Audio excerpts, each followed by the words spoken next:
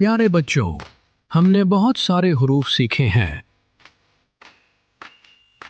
लेकिन जो आज हम एक मजीद नया हर्फ सीखने जा रहे हैं वो है हर्फ ज़ुआद।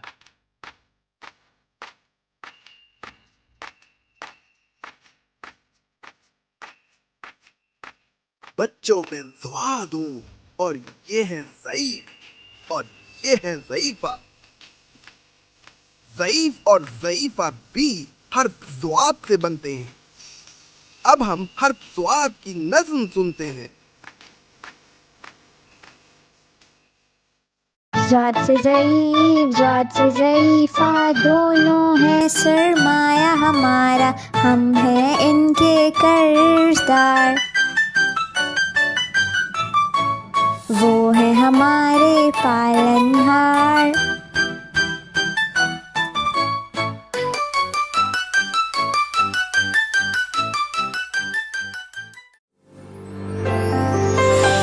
eSchoolabad.